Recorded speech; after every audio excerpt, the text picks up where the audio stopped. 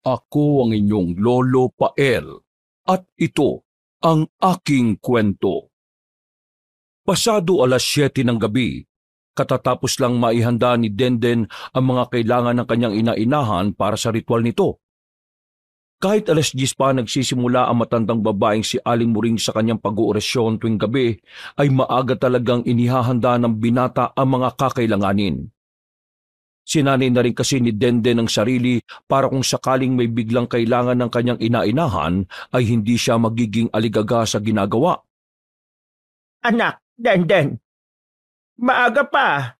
Bakit hindi ka muna kumain at nakapagluto na ako ron ng pagkain natin? Sige po, Nay. Sakto. Tapos na rin po ako dito. Napakaagap mo talagang bata ka kahit kailan. Ay, oo nga pala. Hindi ka na bata dahil binata ka na.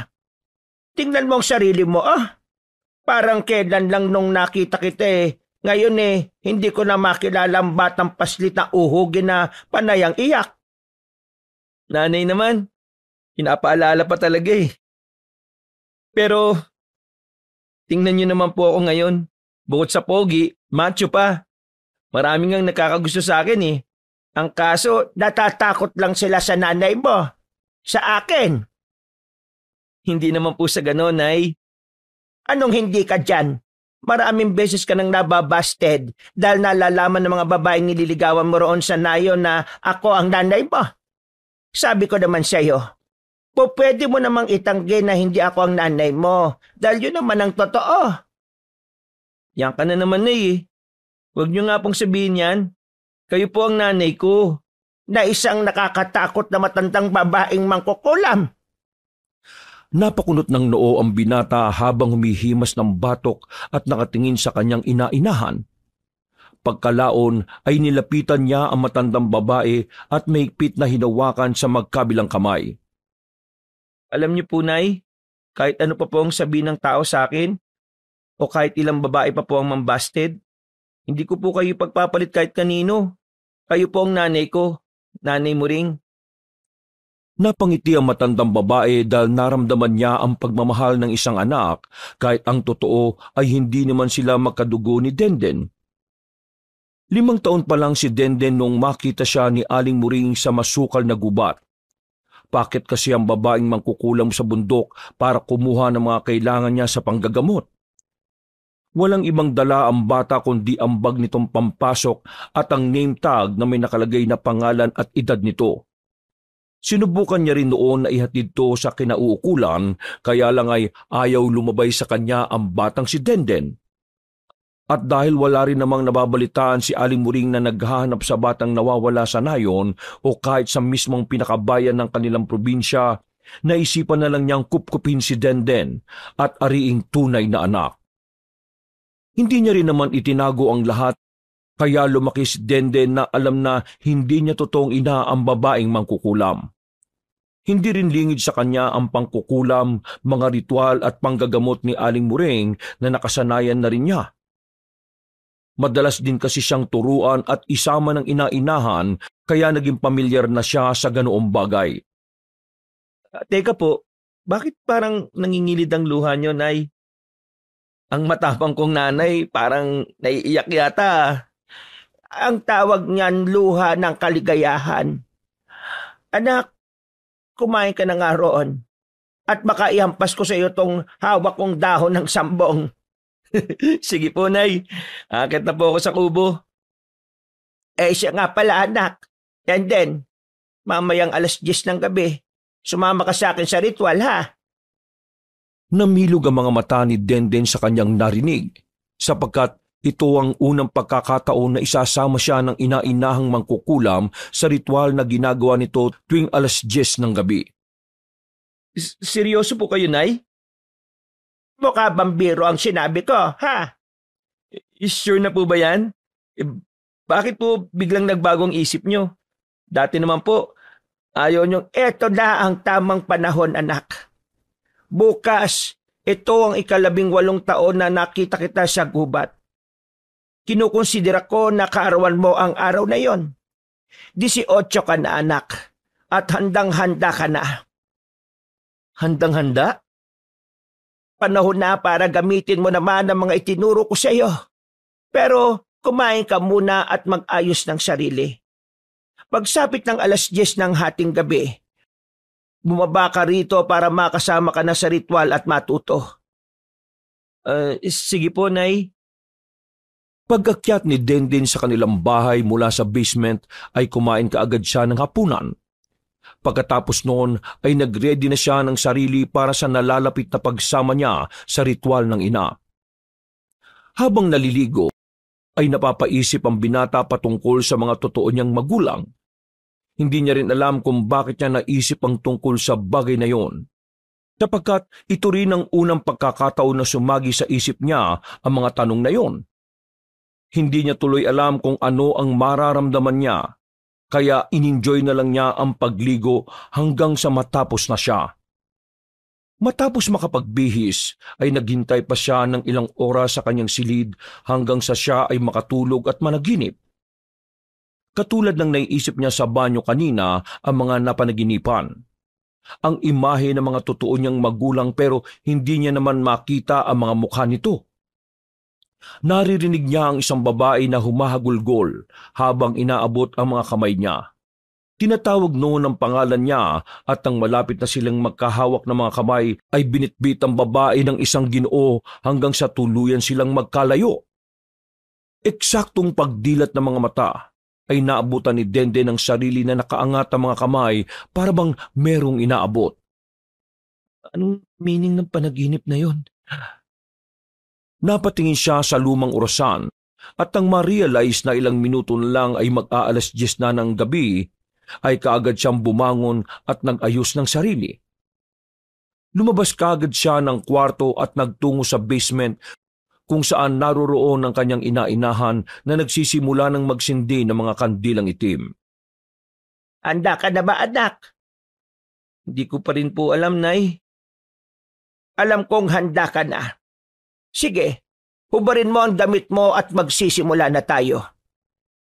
Lumapit ang matandang babae at tinapik ang binata sa balikat.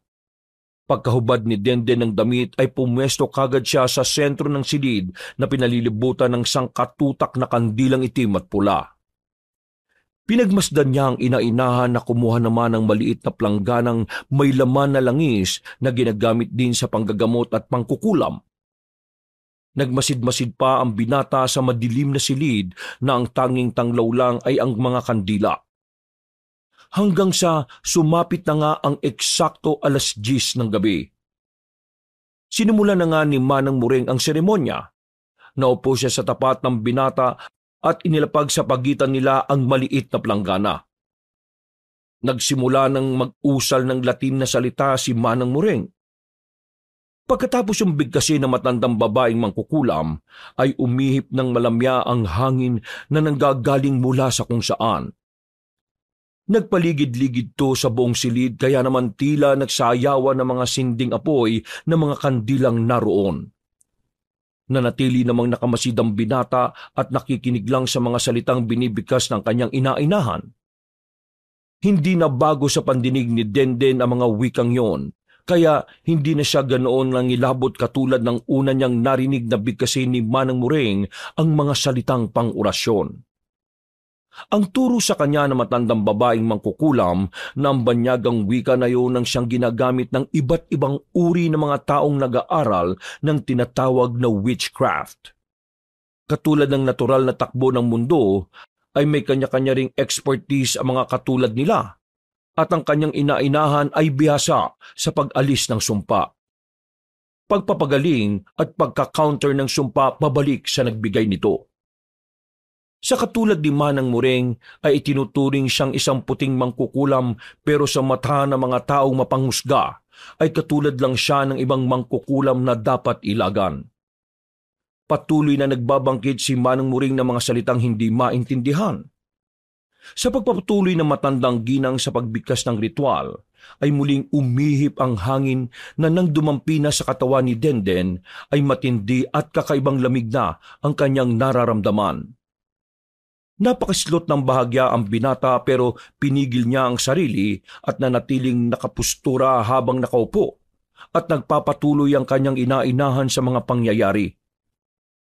Nang umawak sa magkabila niyang balikat ng ina-inahan, ay siya naman ang nagwika ng mga orasyon. Maraming beses niyang binika sa mga salita habang si Manang Muring ay ipinapahid na sa katawan niya ang langis na nasa maliit na planggana.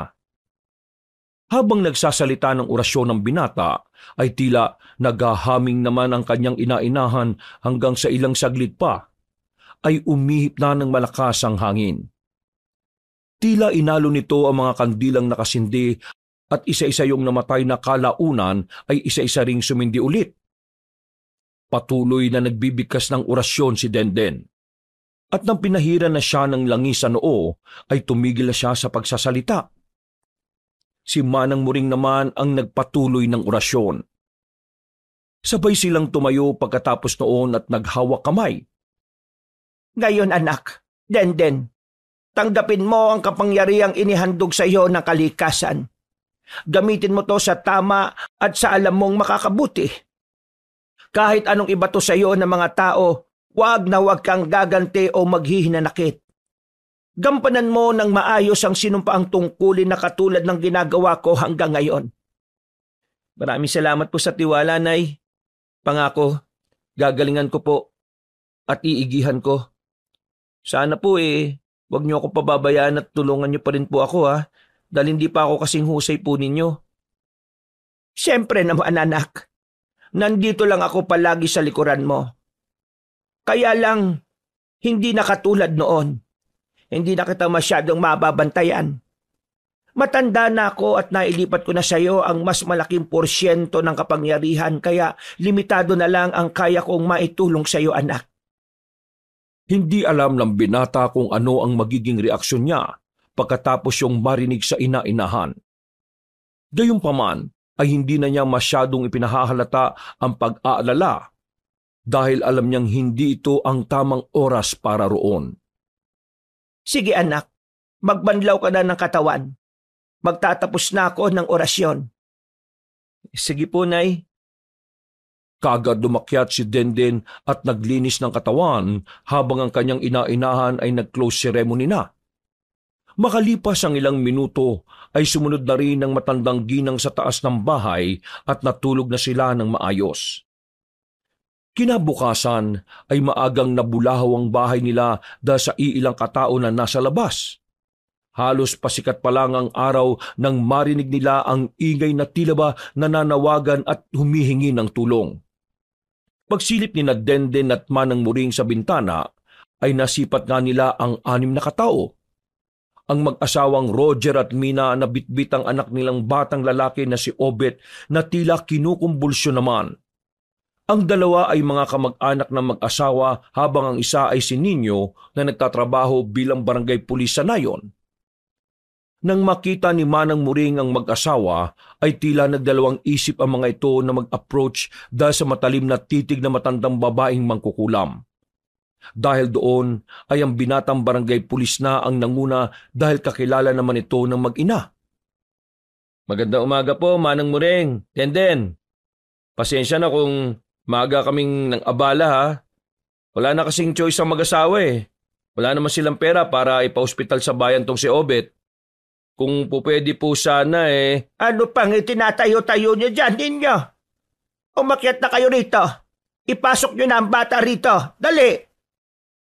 Napatingin si Denden sa ina-inahan habang ang mga taong nasa labas ng kanilang bahay ay nagkatinginan din sa isa't isa. Tara na ho dito. Madali po kayo. Kahit naiilang, ay wala nang sinayang na oras sa mga taong nasa labas ng bahay. Umakyat kagad sila at dinala sa kwarto si Denden at ang batang lalaki na tumitirik ang mga mata at bumubula ang bibig na parang kinukumbulsyon. Nangisay-ngisay pa si Obet kaya lalong nag-alala ang kanyang ina at ama na nagyakap habang takot na nakatingin. Mang Roger, Aling Mina, huwag po kayo mag-alala. Mahusay namang gagamot si Manang Muring. Sigurado po kung mapapagaling niya kagad si Obet. Hindi ako ang manggagamot sa kanya. Po? Anak, Denden, alam mo na ang gagawin.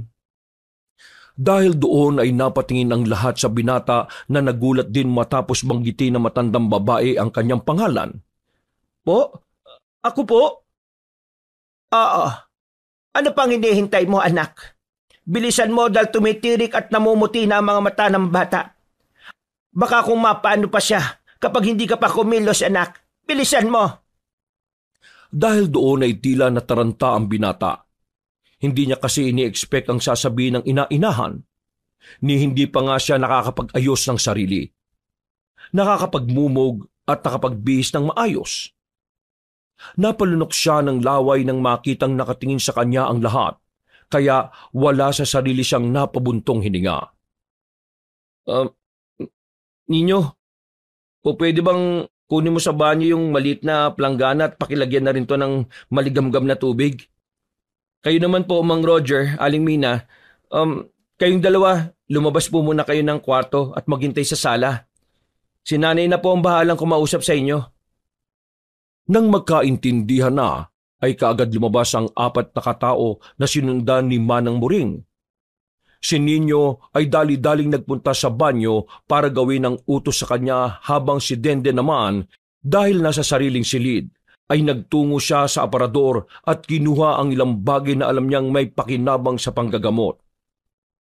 May stock siya noon dahil ito ang bili ng ina-inahan para kapag dumating ang panahon na siya naman ang mangangailangan ay madali siyang makakakuha ng stock. Kumuha siya ng ilang pirasong dahon na ginagamit ng ina kapag may ganoong klase ng tao na dinadala sa kanya. Kinuha niya rin ang mahiwagang langis na siyang pangunahing ginagamit nila sa panggagamot. Habang inihintay yun ni Nino, ay pinagmasdan niya muna ang batang nangingisay-ngisay habang tumitirik ang mga mata at bumubula ang mga bibig. Pinasadahan niya ang kabuuan nito hanggang mapansin ang kakaibang marka sa magkabilang palad ni Obet. Pamilyar ang mga simbolo na yon, dahil makailang beses niyang nakita to sa gubat na pinagkukuhanan nila ni Manang Muring ng mga halamang gamot. Hinawakan niya ang magkabilang palad ni Obet at nagsisigaw to, kaya naman naalarma ang mga magulang niya at pumasok doon. Please po, Mang Roger, Aling Mina, doon po muna kayo sa labas. Alam ko na kung ano nangyayari kay Obet. Nagpunta siya sa gubat kahapon, tama po ba? Tinatakan siya ng mga lamang lupa at gusto siyang kunin. Pero wag po kayong mag-alala dahil alam ko na ang gagawin. Eksaktong pagkasabi niya naman noon, ay saka dumating si Nino dala ang maliit na planggana na may lamang maligamgam na tubig. Pagkalapag niya rito sa lamisita, ay saka niya hinarap ang mag-asawa na tila nag-aalangan pa rin. Kung hindi po kayo nagtitiwala sa amin ng nanay ko, magtiwala kayo sa sinabi ni Nino. Alam niyong hindi niya ipapahamak ang anak ninyo. Dahil sa sinabi niyang yon, ay marahang lumabas ang mag-asawa habang si Manang Muring ay nakatunghay lang sa kanila at nag-oobserba. Nang ang dalawang binata na lang ang nasa silid, kasama ang batang may karamdaman, ay sinimulan na kagad ni Denden ang panggagamot sa bata. Inilagay niya ang mga dahon sa plangganang may maligamgam na tubig. Pagkatapos ay 3 beses niya itong pinataka ng espesyal na langis bago yun halu-haluin.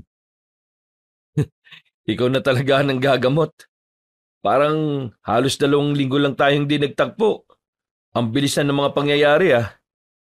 Kailan pa to, Den? Sa maniwala ka man o sa hindi, Ninyo, kasi simula ko pa lang ngayong araw. Sabi kasi ni nanay sa akin kagabi, 13 years na raw ngayong araw nang makita niya ako sa gubat. Kumbaga, pang 18th birthday ko na to. Kaya nilipat na niya sa akin ng panggagamot. Ano? Seryoso ba yan? Inaan mo lang ang boses mo. Baka sabihin nila Mang Roger at Aling Mina hindi ako totoong manggagamot. Hindi ko rin naman alam na marunong ka sa panggagamot. Ang alam ko lang assistant ka ng nanay-nanayan mo . Mabuti na lang, ako lang ang nakakaalam ng tungkol dito. Naudlot na ang binatang barangay pulis sa pagsasalita sapagkat nagsimula ng mag-hysterical si Obet. Dahil doon ay umaksyon na kaagad si Denden. Iwinisik niya kaagad sa batang lalaking nakaratay ang tubig na nilagyan niya ng mga dahon at langis. Pagkatapos ay nagbigkas siya ng mga salitang siya lang ang nakakaintindi. Nagulat naman si Nino pagkarinig sa sinabi niyang yon, kaya napatrasto ng bahagya habang nakatunghay sa mga nagaganap. Nagbigkas ng Latin na salita si Denden. Anong sinasabi mo? Manimik ka muna dyan at tinatapos ko yung orasyon. Hindi na umimik si Ninyo, kaya nagpatuloy si Denden sa kanyang ginagawa. Makailang beses niya ulit binigkas ang orasyon hanggang sa tila maghurimentado na si Obet at nangisay ng nangisay na parang bulating binudbura ng asin. Hindi pa roon natapos ang lahat. Hinawakan niya ng maigpit sa magkabilang palad ang batang pinaglalaruan ng lamang lupa. Pinisil niya ng sobrang diin ang simbolo sa mga palad kaya naghihiyaw to ng ubod lakas, dahilan para marinig ng mga nasa labas ng silid. Napalingon sina Denden at Ninyo sa pintuan dahil narinig nila kung paanong umiyak si Aling Mina na pinatatahan naman ng asawa nitong si Mang Roger. Sa ngalan ng kapangyarihan ng kalikasan na ipinagkaloob ng manlilika, ikaw na lamang lupa na naglalaro at nananahan sa katawan ng batang lalaking ito. Inuutosan kita magpakilala at lubayan siya ngayon din! Habang nangingisay ay kitang-kita nila Denden at Ninyo na merong lumabas na itim na usok sa bibig ni Obet. Kasabay noon ay unti-unti nang nawala ang simbolo sa mga palad ng batang lalaki. Nang maglaho ang itim na usok ay kumalma na rin ang biktima na biglang dumilat at umiyak habang tinatawag ang pangalan ng mga magulang. Dahil doon ay magkakasunuran ng pumasok sina Mang Roger, Aling Mina at Manang Muring sa kwarto. Nang makita nilang okay na si Obet ay ganun na lang ang pasasalamat nila kay Denden. Natuwa naman ng gusto ang binata dahil ito ang unang pagkakataon niyang makapagpagaling ng isang tao at mapasalamatan na rin ng personal. Sabi ko naman po sa inyo Mang Roger at Aling Mina, magagamot dito ang anak ninyo. Todo pasasalamat naman ang mag-anak dahil sa nagawang yun ni Denden. At bago sila umalis ay nagpayo pa ang binata sa mga magulang ni Obet. Mang Roger, Aling Mina, huwag niyo na pong papupuntahin sa gubat ang anak ninyo ha, kahit sa bundok. Lalo na't wala naman silang ibang kasamahang mas nakakatanda. Makalipas ang ilang minuto, matapos ang ilang pang pag-uusap, ay nagpaalam na ang mga yon sa mag-ina. Magaling ang ginawa mo kanina, anak. Pero mag-iingat ka pa rin sa susunod, ha? Dapat mas talasan mo pa ang pandama mo at huwag mong sasayangin ang oras dahil bawat segundo ay mahalaga sa pagliligtas ng buhay. Opo, susundin ko po, Nay. Susundin ko lahat ng bilin nyo. Maraming salamat po, Pagkatapos ng mga nangyaring yon, ay nakilala si Denden sa buong nayon bilang isang manggagamot at hindi nakakatakot na mangkukulam, katulad ng kanyang ina-inahan. Maraming beses pang naulit ang mga panggagamot niya dahil may pangilan-ilan na dinadala roon si Ninyo. Dahil doon ay maraming kwento ang kumalat tungkol sa kanyang tapang at kahusayan sa panggagamot, gamit ang orasyon o mahikang itinuro ni Manang Muring. Dahil sa katapangan at dedikasyon ni Denden, ay nagkaroon siya ng iilang tagasunod at tagahanga. Isa na roon ang kanyang kaibigan na si Ninyo. Ikinatuwa to ni Manang Muring dahil unti-unti na ring nagbago ang pagkakakilala ng lahat sa kanya bilang isang nakakatakot na mangkukulam. Subalit ang mga kasiyahang yon na inakala nilang pangmatagalan ay panandalian lang pala. 8:00 ng gabi. Habang nag-iensayo sina Denden at Ninyo ay isang masamang balitang dumating. Nagtungo sa kanila ang ilang opisyal sa nayon para ihatid ang masamang balitang yon. Magandang gabi po, Kapitan Densyo. Ano pong pwede kong maipaglingkod at napadalaw kayo? Sinadya namin ang tungkol sa nanay mo, Denden. Ano pong meron kay nanay? Pasensya na po at wala siya rito. Tungkol pa rin po ba ito sa mga nababalita na masamang mangkukulam ang nanay ko? Hindi to tungkol doon, Denden. Ang totoo niyan nasa bahay siya kanina at tinulungan ng anak kong si Maria na nakumpirma niyang nakulam. Uy, ganun po ba? Ayos naman po ba si Maria? Siguradong nagamot siya ni nanay at natanggal ang sumpa. Natigilan na sa pagsasalita si Denden sapagkat nakita niyang yumukod ang kapitan pati ang ilang opisyal na kasama nito. Napansin niyo ni Nino kaya ito na mismo ang nag-usisa. Kapitan, ano po bang nangyari? Bakit po ganyan ang mga mukha ninyo? Oo nga po, Kapitan. Ano po bang nangyari? Nasaan ang nanay ko? Hindi ko alam kung paano sasabihin sa iyo ito. Ang nanay mo wala na siya. Po? Nagbibiro lang po ba kayo? Hindi. Hindi rin namin alam ang eksaktong nangyari pero totoo ang sinasabi ko at hindi biro. Paano pong nangyari? Nung una ay ayos pa ang mga pangyayari. Maganda niyang naalis ang kumukulam sa anak ko. Ang sumpa na naglalason sa katawan ni Maria. Pero makalipas lang ang ilang minuto nang sinasabi ni Manang Muring na kailangan niyang ibalik ang sumpa, bigla na lang hindi kumilos. Para siyang naistatwa. Tapos nun, maya-maya bumula-bula na yung bibig niya. Humandusay siya sa sahig at nangisay-ngisay kasabay ng pagtirik ng mga mata. Maniwala ka man o sa hindi, Denden. Sinubukan namin siyang dalhin sa pagamutan pero matapos siyang bumulwak ng maraming dugo binawian na siya ng buhay. Habang pinakikinggan ng dalawang binata ang kwento ng kapitan ay hindi alam ni Denden kung ano ang mararamdaman niya. Pakiwari niya kasi ay biniro lang siya ng mga kausap. Pagpunta nila ng nayon pasado 9:00 ng gabi ay dumiretso sila sa bahay mismo ni Kapitan Densyo. Doon ay nakita niya ang ina sa silid mismo ni Maria na nakahiga na sa kama. Walang buhay at nakatakip ng puting kumot. May mantsa pa ng sariwang dugo ang nasabing kumot kaya tila natulala lang si Denden. Pasensya na, Denden. Ginawa rin namin ang lahat at nagpapasalamat ako kay Manang Muring dahil nailigtas niya ang kaisa-isa kong anak. Pero nakakalungkot din talaga dahil ganito ang sinapit niya. Tol, paano na to? Wala na si Manang Muring. Magpakatatag ka, Tol. Hindi umimik si Denden. Tahimik lang siyang umiyak habang nakatingin sa bangkay ng ina-inahan. Habang tumatagas ang luha sa mga mata, ay unti-unting nagbalik sa utak niya ang masasayang ala-ala na kasama ang matandang babaeng mangkukulam. Simula noong nakita siya nito sa kagubatan ay hindi siya nakaramdam ng kahit na anong takot dito. Itinalaga niya na rin talaga ang sarili at itinuring ang matandang babae bilang tunay niyang ina. At alam niya sa sarili na ganoon din to sa kanya. Kaya ngayong wala na ito, ay parabang hindi niya matanggap ang mga nangyari.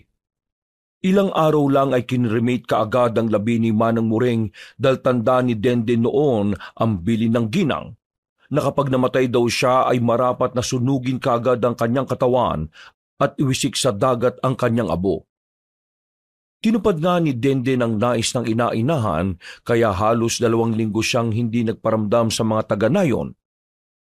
Pagbalik niya sa kanilang bahay ay nakaramdam na naman siya ng lungkot dahil nanumbalik ang mga alaala ng namayapang si Manang Muring. Nay, bakit niyo naman ako iniwan kaagad? Paano na ako magkakaroon ng motivation nito para makapagpatuloy sa panggagamot ng mga tao? Nawalan na ako ng gana, Nay. Unti-unting pumatak ang luha niya nang hindi namamalayan.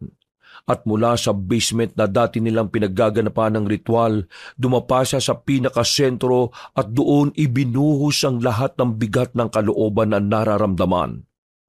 Sumigaw, umiyak at naglupasay siya sa paghihinagpis hanggang di na rin niya namalayan na siya ay nakatulog ng mahimbing. Naalimpungatan na lang si Denden nang dumaloy ang isang malamig na presensya sa paligid. Hindi siya nakaramdam ni katiting na takot dahil alam niya ang aura na yon. Ang presensya mismo ni Manang Muring. Nay! Niyakap niya ng maigpit ang ina pero wala siyang kahit anong init na naramdaman. Anak, alam mong mahal na mahal kita kahit hindi tayo magkadugo. Ikaw ang nag-iisa kong anak hanggang sa kabilang buhay. Pero Hindi ko hawak ang kasiyahan mo. Ikaw ang makakasumpong niyan. Ang iiwan ko lang sa iyo ngayon ay gawin mo kung ano ang tingin mong tama at magpapasaya sa iyo. Hindi na umimik si Denden pagkatapos noon. Nilasap na lang niya ang mahigpit na yakap ng ina hanggang sa nagising na lang siya dahil sa tilaok ng manok mula sa labas ng bahay. Lumabas siya ng basement na magaan ang pakiramdam. At eksakto naman na sinalubong siya ng kaibigang si Nino na tuwang-tuwa nang makita siya. Halos nilundag nga siya ng yapos ng kaibigan sapagkat matagal din siyang hindi nagpakita at nagparamdam. Grabe ka naman, Tol. Ang tagal mong nawala ah. Alam mo bang araw-araw ako nagpupunta rito para alamin kung nakabalik ka na ba o hindi? Akala ko talaga hindi ka na magpapakita ulit sa amin eh. Ang totoo niyan, naisip ko rin talaga yan eh. Huwag ka magsalita ng ganyan. Kailangan ka ng mga taga-nayon. Nandiyan ka naman ah. Ang lakas mo ring manggoyo no? Wala pa nga ako masyadong natututunan sa'yo tapos sa akin mo na kagad iaatang ang lahat. Ito naman, biro lang. Siyempre, hindi ako aalis sa lugar na to hanggat hindi ko nasisigurong may maiiwan akong tao na papalit sa akin. At ikaw yon. Hindi tuloy nakapagsalita si Nino dahil sa kanyang mga narinig. Kapag nakita kong handa ka na, sa'yo ko na ipapasa ang pinagkatiwala ni Nanay Muring. Ha? Saan ka naman pupunta? Siguro, panahon na para hanapin ko ang totoo kong mga magulang. Pero sa ngayon, kailangan ko munang alamin at mabigyan ng hustisya ang pagkamatay ni Nanay Muring. Hindi ako papayag na mapaulang sa isa ang pagliligtas niya kay Maria. Kung ganun, naniniwala ka rin pala na hindi pa totoong nasupil ni Manang Muring ang nangkulam kay Maria. Oo, Tol. Kaya hindi pa tapos ang laban. Kailangan natin magtulungan. Hindi lang para mailigtas si Maria, kundi ang mga taga-nayon na rin. Buti na lang sinabi mo yan, Tol. Simula kasi nung umalis ka, may mga obserbasyon na rin si Kapitan Dencio sa kakaibang ikinikilos ni Maria. At nakumpirma ko yon. Kaya lumakas ang kutob ko na bumalik nga ang kulam at sumpa sa kanya. Dahil sa mga nalaman ay wala na ngang inaksayang oras pa ang magkaibigan. Palihim nilang kinausap si Kapitan Dencio patungkol sa mga plano nila. Sumang-ayon naman ang Ginoo dahil para rin naman ito sa kaligtasan ng nag-iisa niyang anak. Araw ng Biyernes, eksakto 8:00 ng gabi ay nag-set up ng kunwaring handaan si Denden sa kanilang bahay bilang paggunita na rin sa ika-40th day sa pagkamatay ni Manang Muring. Pili lang ang mga bisita dahil may ibang plano si Denden para tuluyan ng masupil ang sumpa na nananahan sa katauhan ni Maria. Si Kapitan Dencio, ang dalawang opisyal ng barangay na si Kuya Onyok at Mang Miguel, si Mang Roger na isa rin sa mga tinuruan ni Denden at si Nino. Silang 7 lang ang nasa bahay kaya nagtaka si Maria pagkakita niyang kakaunti lang ang tao. Naku ba, may handaan at ika-40th day ni Manang Muring. Bakit iilan lang tayo nandito? Nag-request kasi si Denden na mga ka-close lang daw ang papupuntahin. Pasensya na Maria. Kailan mo pa naging close na Kuya Onyok at Mang Miguel? At saka, nasa na mga handa? Parang ibang nava-vibes ko Nang tila nag-iiba na ang kinikilos ng dalaga, ay wala na kagad silang sinayang na oras. Tumayo kagad si Kuya Onyok at Mang Miguel, Mang Roger at Kapitan Dencio. Hinawakan nila ang dalaga sa kamay at paa, kaya nagtaka ito at natakot. Tay, ano pong ginagawa niyo? Bakit niyo po ako hinawakan? Pasensya na Maria pero matatapos din ang lahat ng ito. Dali na po natin siya sa basement ng bahay. Dali! Habang naglulupasay, nagpupimiglas at nagsusumigaw ang dalaga, ay walang pag-aalinlangan pa rin siyang dinala ng mga kalalakihan sa basement para doon tuluyang gamutin. Pagpasok nila, na eksaktong katatapos lang sa paghahanda sa mga dapat itong gawin. Kagad nilang inihiga si Maria sa pinakasentro pero patuloy itong nagpupumiglas at nagmamakaawa sa ama. Tay, ano po? Bakit ako nandito, Tay? Magaling na ako. Pinagaling na ako ni Manang Muring. Inalis niya ang sumpa.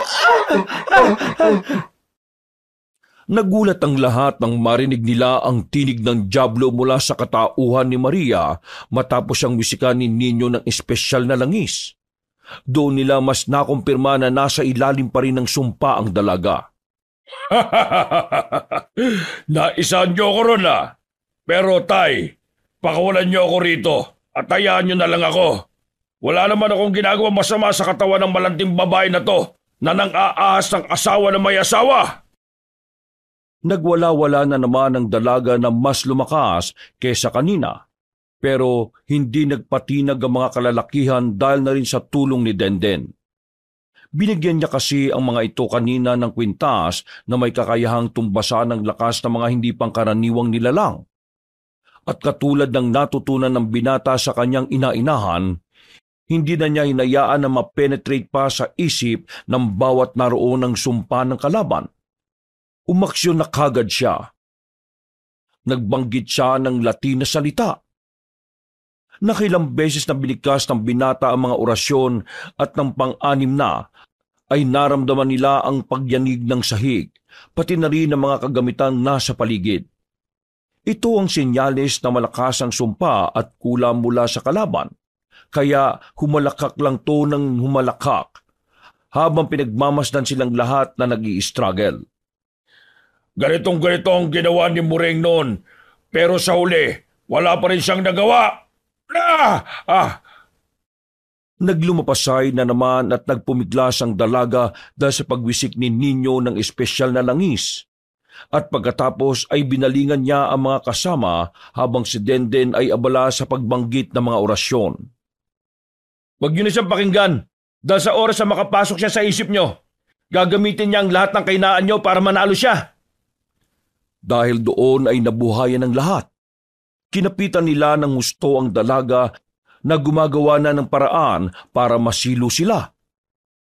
Hindi rin nagpatinag si Denden. Inulit niya ng inulit ang pagbigkas ng mga orasyon ng mas maotoridad at mas matapang. Hanggang sa sumiryoso na ang itsura ng dalaga na parang galit na sa mga nangyayari. Mga hayop kayo! Pakawalan niyo ako dito! Dahil kapag hindi niyo yung ginawa, dahil iisa-isahin ko ang pamilya niyo, lahat kayo mawawala ng mahal sa buhay! Hayop ka ninyo! Ngayon, Mangkukulam, alam ko na kung sino at saan ka nagtatago. Duwag ka na ginagamit ang kahinaan ni Maria para makapaghasik ng lagim. Ngayon, inuutusan kita. Lumayas ka at masunog ang kaluluwa mo. Nang banggitin ni Denden ang pangalan ng Mangkukulam, ay naglupasay ng husto si Maria hanggang sa unti-unti nilang nakita ang paglabas ng makapal at itim na usok sa iba't ibang parte ng butas ng katawan ng dalaga. Nang nasa ibabaw na nila ito, ay muling sinambit ni Denden ang pangalan nito, kaya mas lalo tong umatungal na parang hirap na hirap. Kitang-kita rin nila kung paanong nasunog ang itim na usok na nasa ibabaw nilang lahat. Hanggang sa isang iglap ay bigla na lang tong naglaho. Napaupo ang mga kalalakihan dahil sa matinding pagod habang si Denden naman ay nanatili lang nakatayo at pinagmamasdan ng bawat isa. Nang makita niya si Maria na buhay at umiiyak sa ama nito, ay doon na siya nakahinga ng maluwag at napaiyak na rin. Tapos na, Nay Muring. Tapos na. Nailigtas nga nila ang buhay ni Maria at nabigyan din ng katarungan ni Denden ang pagkamatay ng kanyang inainahan na si Manang Muring. Nang lumipas pa ang panahon, nang makita niyang handa na si Nino, ay nagpasya na siyang ipasa rito ang kakayahan at pamamahala. Meron na rin namang nag-appreciate sa kanyang kaibigan na walang iba kundi si Mang Roger naman. Masaya niyang nilisan ng buong nayon para hanapin ang mga totoo niyang magulang.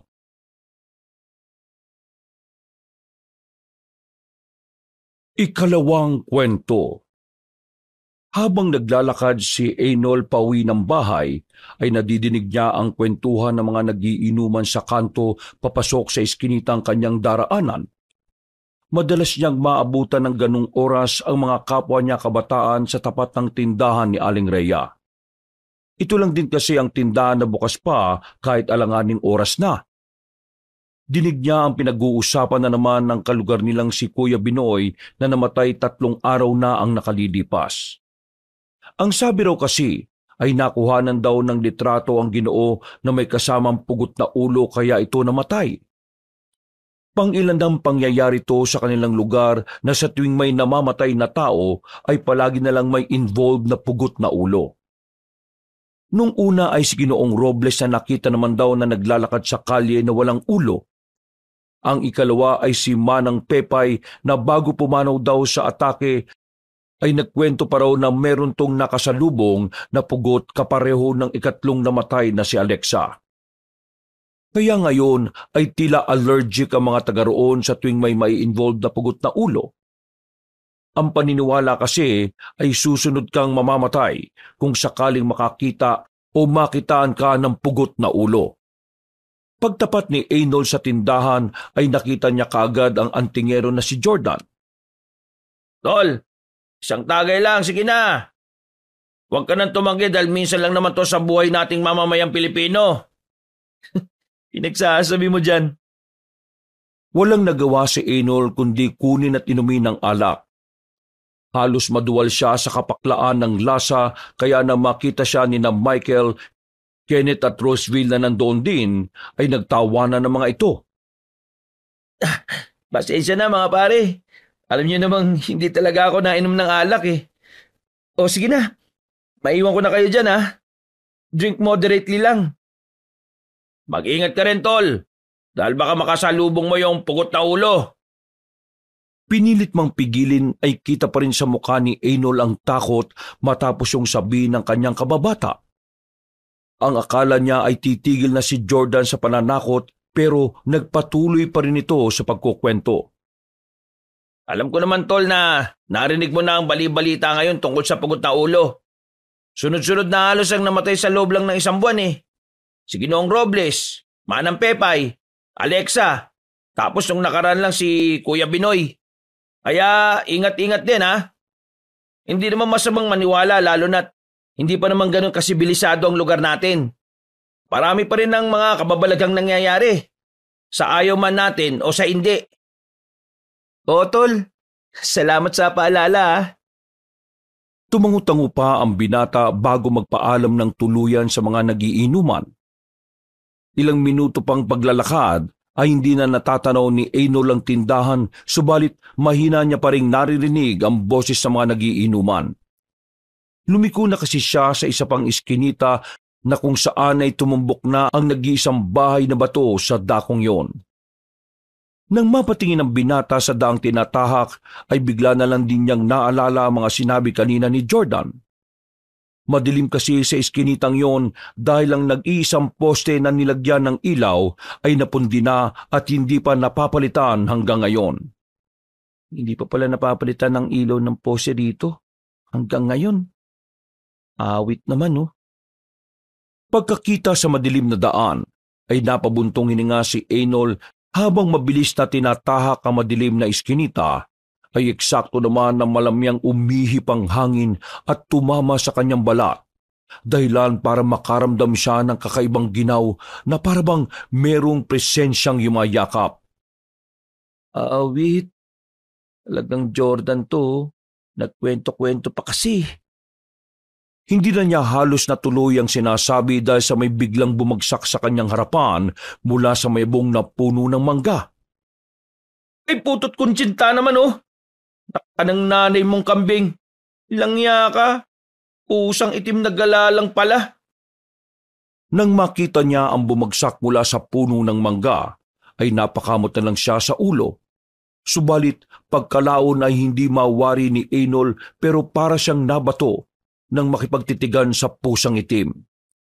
Naantala lang yon sapagkat muli na namang humangin dahilan para biglang mapatakbo palayo ang nasabing hayop. Napapailing na lang siya bago magpatuloy sa paglalakad pauwi ng bahay. Maya-maya pa, pagpasok ng bahay ay kaagad siyang bumati ng magandang gabi at nagmano kay Tia Galema. Kasunod noon ay tinungo niya si Tio Dudoy na tulala lang habang nakaupo sa wheelchair. Inabot ng kanang kamay ng matandang Ginoo na walang reaksyon, saka siya nagmano rito at tumalik sa noo. Good evening po, Tio. Sa'yo rin po, Tia. Sa kanya binuhat na ang matandang lalaki at dinala sa kwarto nito.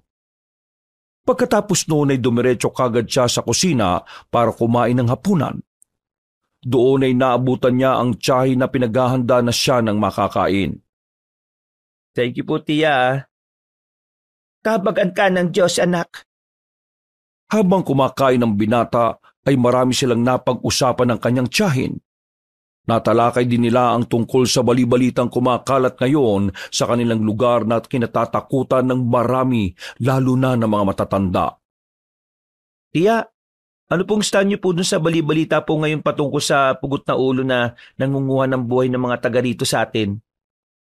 Kung ako ang tatanungin, kapani-paniwala naman. Wala namang masama kung paniwalaan ng mga ganoong bagay. Basta ang mahalaga, marunong tayong magdasal sa Diyos at manampalataya. Teka, saglit lang at may kukunin pala ako sa kwarto namin. Ilang saglit pa, pagbalik na matandang ginang ay may dala na itong kulay gintong rosaryo. Pareho kaming may ganito ng nanay mo. Kaya lang yung sa kanya, pati sa mga kapatid kong namayapa na naisama sa paglibing nito. Eto, ibibigay ko sa iyo. Sure po kayo, Tia? Oo, kesa naman maisama pa yan sa libing ko. Mas maigi nang ibigay ko sa iyo. Nako, salamat po na marami. Ibinulsan niya ang rosaryo at saka nagtungo sa lababo para hugasan ang mga pinagkainang plato at mangkok. Matapos ang ilang pang pag-uusap tungkol sa trabaho at iba pang bagay ay nagpaalam na si Tia Galema na matutulog na. Si Einol naman ay nagtungo muna sa banyo para makapag-shower. Nang matapos na, ay kinuha niya ang rosaryo mula sa bulsa ng pantalong pinaglagyan niya kanina at saka ito inilipat sa bag na ginagamit niya papasok ng trabaho. Kasunod noon, ay pumwesto na siya sa kanyang kama at nanalangin. Dear God, as I prepare to sleep tonight, I ask for your loving protection. Watch over me and my loved ones, especially Tia Galema at Tio Dudoy, keeping us safe from harm and danger. Surround us with your angels, and Lord, let your peace fill our hearts. Shield us from any fear of worry that may try to disturb our rest. Thank you for your constant care and love. I trust in your protection and I place my faith in you. In Jesus' name I pray. Amen. Matapos niya mag-sign of the cross, ay humiga na rin siya kaagad para matulog. Kaya lamang ay bigla rin naman siyang nakadinig ng alulong ng aso sa hindi kalayuan. Otomatikong nanindig ang mga balahibo ni Einol dahil sa narinig. Kaya napabalikwas siya ng bangon at kagad nagtungo sa bintanang nasa harapan mismo ng kanyang kama. Madalian niyang isinara ito at hinawi rin ang kurtina para hindi na gaanong marinig ang alulong ng aso. Napa-sign of the cross ulit siya habang pabalik sa higaan. Kaya lamang ay natigilan na naman siya sapagkat muli na namang nanindig ang kanyang mga balahibo sa muling pag-alulong ng mga aso mula sa hindi kalayuan. Tila ba biglang gumapang ang kakaibang ginaw sa kanyang paa. Paangat sa binti, hita, tiyan, dibdib hanggang sa maipon yun sa kanyang batok. Bigla na lang sumagi sa isipan niya ang mga mahal sa buhay kaya dali-dali siyang lumabas ng kwarto.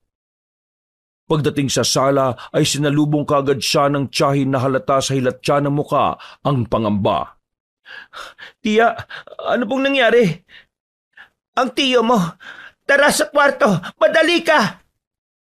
Nang maintindihan ng binata ang mga pangyayari ay mabilis siyang nagtungo sa silid ng mga ito. Doon ay naabutan niya ang Tiyo Dudoy na inaatake na naman ng stroke. Natatarantaman ay pinilit ni Einol na maging kalmado dahil nauunawaan niya na sa ganoong sitwasyon ay hindi makakatulong kung pangingibabawan siya kaagad ng takot. Kaagad niyang binalot ng kumot ang matandang lalaki at madali ang binuhat habang dinadala ito papunta sa labas ng bahay. Sinabihan niya rin si Tia Galema na kumalma. Gamit ang kanilang tricycle ay nagbiyahe siya kaagad papunta sa pinakamalapit na ospital sa kanilang lugar. Nang malagay na si Tiyo Dudoy sa emergency room, ay kaagad itong nalapatan ng paunang lunas. At mabilis na lumipas ang oras. Pasikat na ang araw bago nalaman na magtiya ang naging kalagayan ni Tiyo Dudoy. Ayon sa doktor ay medyo mabuti na ang kalagayan ng matandang Ginoo. Subalit kailangan pa rin ng matinding obserbasyon. Mabuti na lang daw ay nadala ito ng maagap kaya nabigyan kaagad ng paunang lunas. Salamat na talaga at meron tayong tricycle. Tiya, ano pong gusto niyong kainin? Mag-almusal na muna tayo. Natigilan siya sa pagsasalita dahil yumakap ng maigpit sa kanya ang matandang babae kaya inalo na lang niya muna to bago magsalita ulit. Huwag kayo masyadong umiyak, tiya.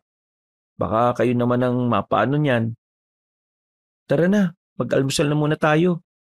Narinig niyo naman po na ayos na ang lagay ni Tiyo. Salamat anak. Mabuti na lang talaga at nandito ka dahil kung wala, hindi ko na siguro alam ang gagawin ko. Sabi ko naman po sa inyo hindi ko kayo iiwanan. Tayo na lang po magkakapamilya. Mag-iiwanan pa ba tayo? O sige, bibili ko na po muna kayo ng makakain Dito lang po muna kayo. Salamat ulit anak. Dahil sa nangyari ay nag-file muna ng leave si Einol sa kanyang trabaho. Pansamantalang tumulong ang binata sa pag-aasikaso para hindi mahirapan ang kanyang tiyahin.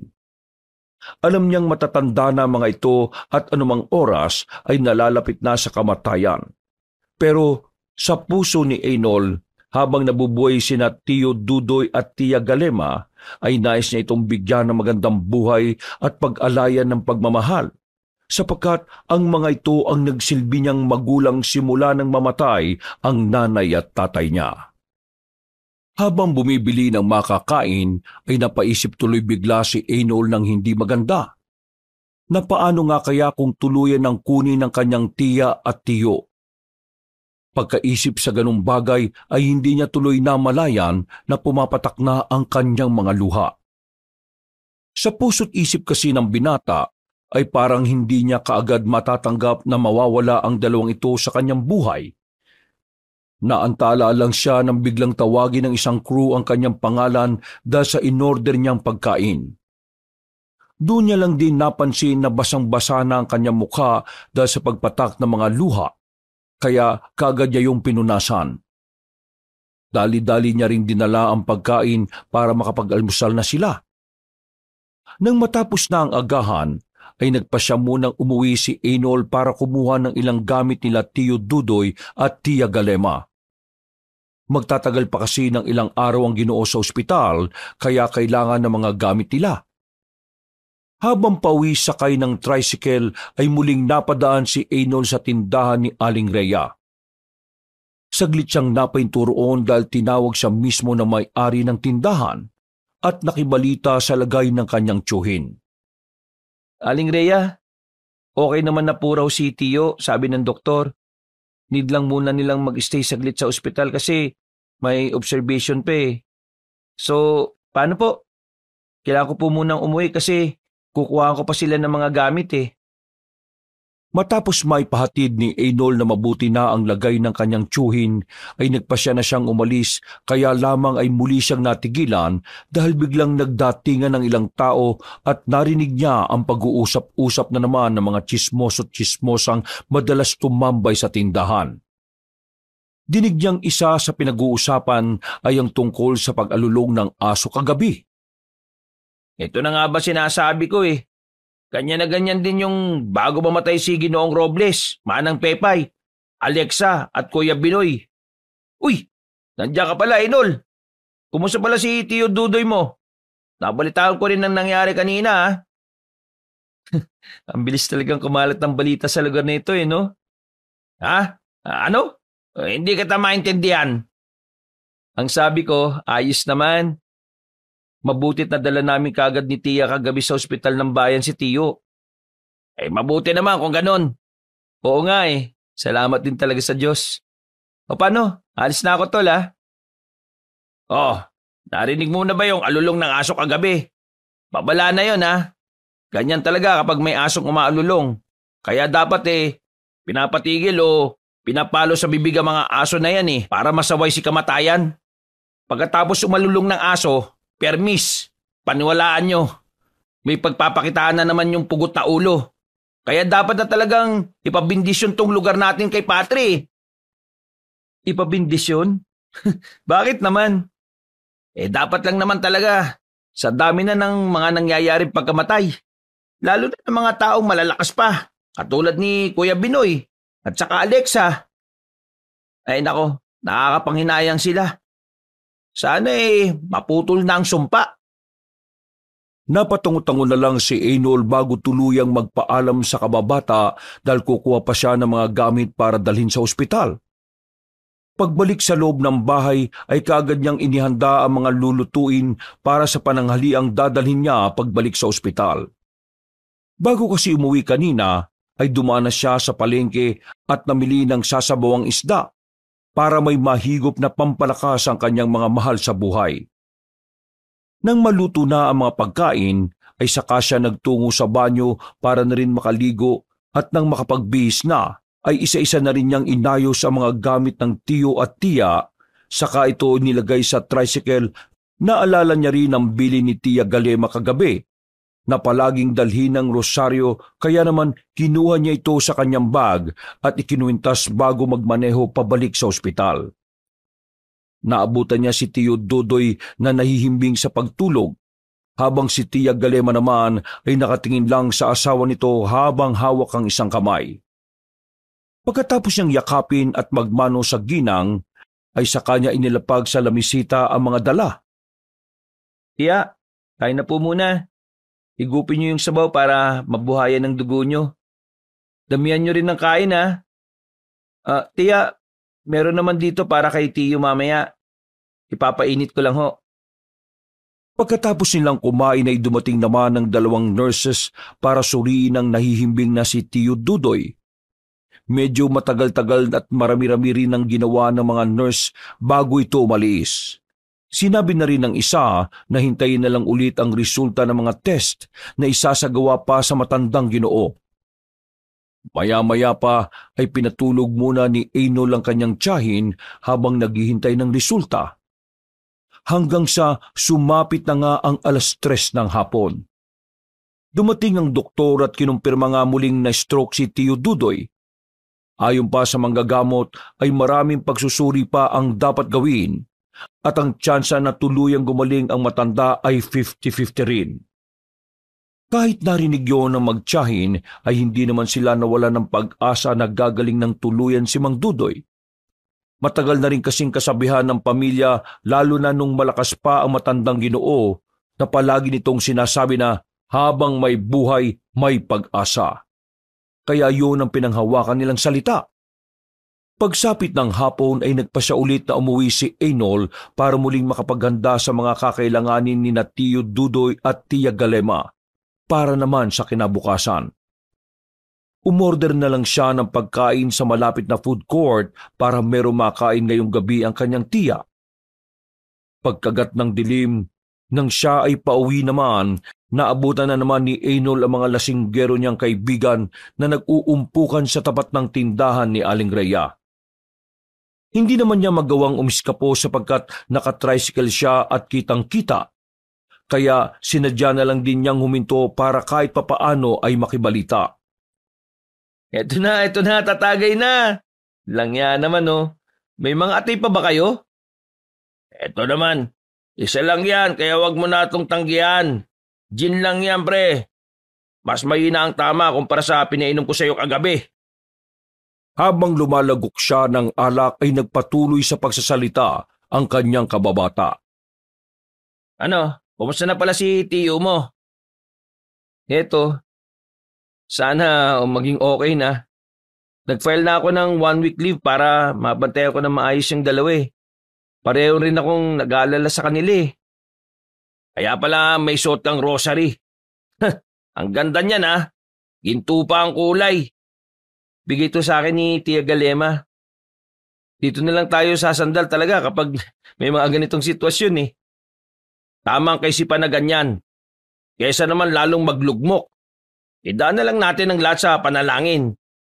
Kung naniniwala tayo sa mga kasabihan at pamahiin, abay, mas lalo tayong maniwala sa panalangin at sa Diyos, hindi ba?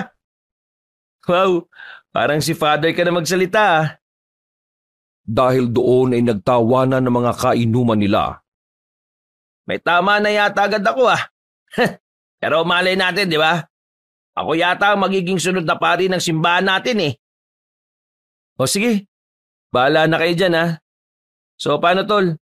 Sa susunod na ako makikisabay ah. Alam mo naman ang sitwasyon namin ngayon sa bahay. Oh, no problem. Salamat sa pagtagay ah. Isasama ko sa prayer ang tsuhin mo na gumaling na siya. Pray, pray, pray lang and have faith in God. Thanks pre. Paano mga pre? Uwi na ako ah. Pagkatapos ay nagpaandar na kagad ang binata ng tricycle hanggang sa makarating sa kanilang bahay. Hindi katulad ng nakagawian na tuwing gabi ay may nakahanda ng pagkain pag-uwi niya. Nang gabing yon ay siya ang nagluto para sa kanyang sarili. Habang hinihintay maluto ang adobong manok, ay inayos niya na rin ang mga lulutuin niya para sa kinabukasan. Para maaga niyang maihatid sa ospital at maaga ring makapag-almusal sina Tia Galema at Tio Dudoy. Mabilis na sumapit ang oras. Pagkatapos niyang kumain, may isaayo sa mga dadalhin para sa kinabukasan, ay nagtungo na siya sa banyo para makapaghilamos at maagang makatulog. Medyo inaantok na rin kasi siya dahil maaga siyang nagising kanina. Matapos makapag-shower, ay pinagpag ni Einol ang kama at saka pumwesto roon upang makapanalangin bago matulog. Hinawakan niya ang rosaryong ibinigay ng kanyang tiyahin bago pumikit at tumulog sa Diyos. Lord, isa lang po ang hiling ko. Alam kong alam niyo na po yun. Please naman po, huwag niyo po munang kukunin ng Tio Dudoy ko. Hindi ko pa natutupad ang pangako kong magandang buhay para sa kanila.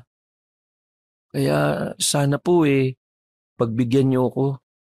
Balaton niyo na po siya sa akin. Habang nananalangin ay hindi naman napigil ng binata na maluha. Sumagi na naman kasi sa isipan niya na anumang oras ay maaari ng pumanaw si Tio Dudoy. Subalit, naalala niya rin ang sinabi ni Tia Galema na magdasal ng taos sa puso at magkaroon ng pananampalataya. Kaya pinanghawakan niya ang mga panalangin ngayong gabi. Nang matapos na ay muli siyang tumayo para isara ang bintana at hawiin ang kortina upang matakpan ito at hindi niya makita ang labas ng bahay. Natulog na rin siya kaagad ng mahimbing dala na rin ng matinding pagod. Mabilis na lumipas ang oras. Pasado 12:00 ng hating gabi ay biglang napabangon si Einol at napatingin sa digital clock niyang nasa tukador. Nang makitang ganung oras pa lang ay napakamot siya sa ulo dahil sa inis. Umikit siya ulit subalit napadilat din kaagad dahil biglang may umalulong na aso mula sa kung saan. Dahil din tuloy doon ay muli niyang naalala ang sinabi ni Jordan tungkol sa ganoong bagay, na dapat merong sumasaway sa aso sapagkat nag-iimbita to ng kamatayan. Asartalo siyang lumabas ng kwarto na kitang-kita sa ekspresyon ng mukha. Bakit nga kasi ayaw sawayin ng may-ari Alulong ng alulong. Kahit nasa sala na siya, ay hindi pa rin tumitigil ang pag-alulong ng aso. Kaya nagdesisyon na ang binata na puntahan kung saan ito banda para sana patigilin. Na-feel niya kasing malapit lang dahil medyo malakas ang pag-alulong, kaya lumabas siya at sa tapat mismo ng kanilang bahay ay doon siya nagsisigaw bilang pagsaway sa aso. Hoy! Walang ya! Kung sino man may-ari ng asong yan! Nakakailis na ha! Hoy aso, tumigil ka nga! Patigilin nyo naman yan, yung amo ng aso niyan! Nang ma-realize niyang medyo malayo-layo na siya sa kanilang bahay, ay doon lang siya para bang natauhan kaya mabilis siyang nakaramdam ng kakaibang kilabot sa katawan na ngayon niya lang naramdaman. Nagdalawang isip tuloy siya kung pupuntahan pa ang asong walang tigil sa pag-aalulong. Nang muli na ngang umalulong ang nasabing hayop, ay sinabayan ito ng malamyang pag-ihip ng hangin. Nang tumama yun sa kanyang balat, ay mas lalo rin siyang nakaramdam ng kakaibang ginaw na parabang may kakaibang presensya sa kapaligiran na kanina pa nagmamatsyag sa kanya. Nagsimula ng tumaas ang kanyang mga balahibo kasunod ng unti-unting pagbilis ng tibok ng kanyang puso dahil sa pag-usbong ng takot. Dahil doon ay nagpasya na siyang bumalik na lang sa loob ng bahay at hayaan na lang ang mga aso hanggang sa magsawa ito sa pag-alulong. Kaya lamang hindi pa siya nakakapasok ay nakarinig na siya ng boses mula sa hindi kalayuan. Dahilan upang mapalingon siya sa pinanggagalingan ng tinig. Hayop na aso yan! Kung sino ka mang may-ari ng asong hayop na yon, patigilin mo na yan! Yang aso mong hayop ka! Jordan?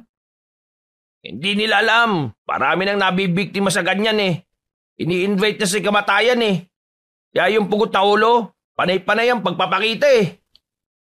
Sinundan na lang ni Enold si Jordan dahil iisa lang naman sila ng pupuntahan. Magkasunuran nilang tinahak ang mas madilim na bahagi ng iskinita na kung saan ay bibihira ang nadaan tuwing ganoong oras. Hindi na rin nalagyan ng pailaw ang daan na yon dahil nga sa wala rin namang nagpupunta sa ganoong oras.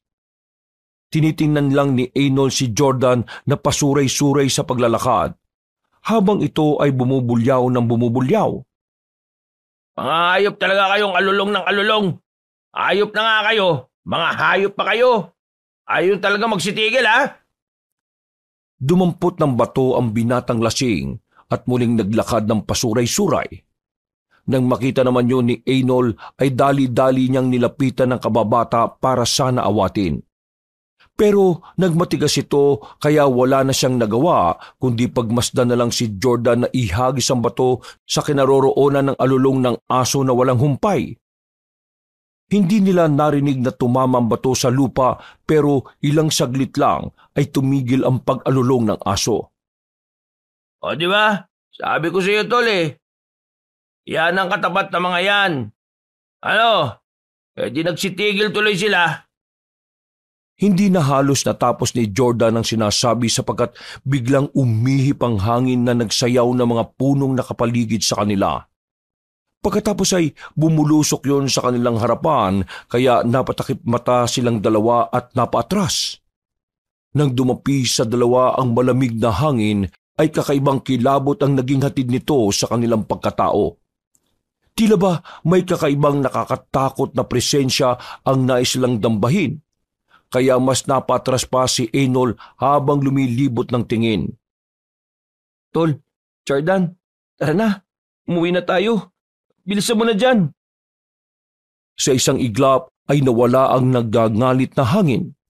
Biglang tumahimik ang paligid na kahit kuliglig ng gabi ay hindi nila marinig. Parang nilamon sila ng katahimikan hanggang sa unti-unting lumitaw ang itim na usok mula sa kung saan. Nanginig ang kalamnan ni Enold matapos maunawaan na hindi na normal ang nangyayari. Kaya muli niyang binalingan ng lasing na kababata at hinatak ito. Tara na, uwi na tayo. Bilisan mo na Jordan. Kaya lang ay hindi gumalaw si Jordan. Para itong nabato sa kinatatayuan kasunod ng marahang pagturo sa kanilang harapan. Nang dumako ang tingin doon ni Enold ay nasindak rin siya sa mga nasaksihan. Dahil meron silang nakita na 4 na kataong walang ulo at base sa katawan at kasuotan ng mga ito ay tanda nila kung sino-sino ang mga yon. Ang mga naunang namayapa na sinasabing nakakita muna ng pugot na ulo bago nangamatay. Parang biglang nawala ang pagkalasing ni Jordan, lalo na nang makita ang ikalimang pugot na ulo na nasa gitna ng apat. Pugot na ulo!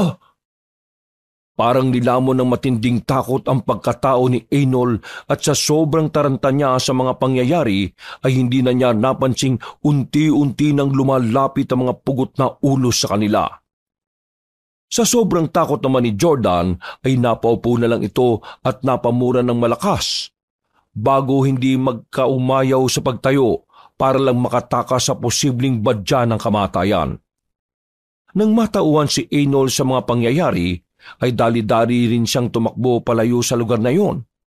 Hindi na niya namalayan kung nasaan ang kababata. Ang huling kita niya lang dito ay nung madapa ito habang kumakaripas ng takbo para lang takasan ng mga pugot na ulo. Dahil din sa dilim ng kanyang tinatahak ay hindi na rin namalayan ni Einol ang mga batong dahilan ng kanyang pagkadapa at pagkauntog. Nawalan siya ng malay pero bago pa yon ay nahawakan niya pa ang rosaryong bigay ni Tia Galema. Lord, please, tulungan niyo kami. Tulungan niyo ako. Yun na ang huli niyang nasabi bago tuluyang magdilim ang kanyang paningin. Kinabukasan ay nagising siya dahil sa tilaok ng manok at ang maalala ang nangyari ay dali-daling tumayo at nagpalinga-linga sa paligid. Nang mapansin na ayos lang ang kanyang lagay maliban sa maliit na bukol sa kanyang noo, ay nakahinga siya na maluwag. Kasunod noon ay napatingin ang binata sa kanyang relo. Pagkakita niyang mag-aalas 6 na ng umaga ay nagmadali siya sa pag-uwi ng bahay. Sa isang iglap ay parabang nalimutan ni Einol ang mga nangyari. Natuon kasi ang pag-iisip niya sa paghahanda ng makakain ng kanyang tiyo at tiya. Nang makapag-ayos na, ay dali-dali siyang nagmaneho papunta sa ospital at pagpasok sa silid na kinaroroonan ni Tiyo Dudoy ay isang magandang balita ang sumalubong sa kanya. Einol, nakaka-recover na ang Tiyo Dudoy mo. Ilang araw na lang makakalabas na tayo rito. Wow, grabe. Ang agang good news naman yan. Thank you, Lord. Salamat po talaga. Masayang-masaya ang puso ni Einol dahil sa balitang yon. Subalit, pagbalik niya sa kanilang lugar ay hindi naman siya makapaniwala sa nabalitaan. Natagpuan kasing patay si Jordan. Sa dulong bahagi ng kanilang lugar kung saan merong isang maliit na ilog. Ayon sa mga pulis, ay nalunod daw ang kanyang kababata. Ipinagtataka yun ng karamihan dahil hindi naman malalim ang ilog na yon at isa pa ay magaling lumangoy si Jordan, kaya imposibleng malunod siya. Gayunpaman, ay walang nakaalam ng totoong nangyari bukod kay Einol na inilihim na lang ang mga pangyayari sa takot na mapagbintangan siya at maging suspek sa pagkamatay ng kanyang kababata. Pero sigurado si Einol ng gabing yon nang nakita niyang ikalimang pugot na ulo na nasa pinakasentro ay mismong katawan na ni Jordan. Kaya doon na rin niya naisip ang posibilidad na ito na nga ang susunod na mamamatay. Sa kabilang banda, ay pinagpasalamat na rin ng binata ang Golden Rosary na siyang nagligtas sa kanya. Dahil kung wala ito at kasama ng panalangin at pananampalataya, ay malamang hindi rin siya makakaligtas dahil sa mga pugot na ulong nakita nila ni Jordan. Bago matapos ang buwan na yon, ay may ilan pang pagkamatay na nangyari sa kanilang lugar, kaya nagdesisyon ng kapitan na magkaroon ng prosesyon upang mabindisyonan din ang buong lugar. Magmula noon ay buwan-buwan nang nagkakaroon ng prosesyon upang maiwasan ang sunod-sunod na pagkamatay ng mga tao sa kanilang lugar. Isang taon nang nakalipas nang makabawi ng lakas si Tiyo Dudoy ay nagdesisyon sila na lumipat na ng tirahan. Katulad ng pangako ni Einol sa sarili, binigyan niya ng magandang buhay ang tiyo at tiya bago to sabay na pumanaw. Wakas!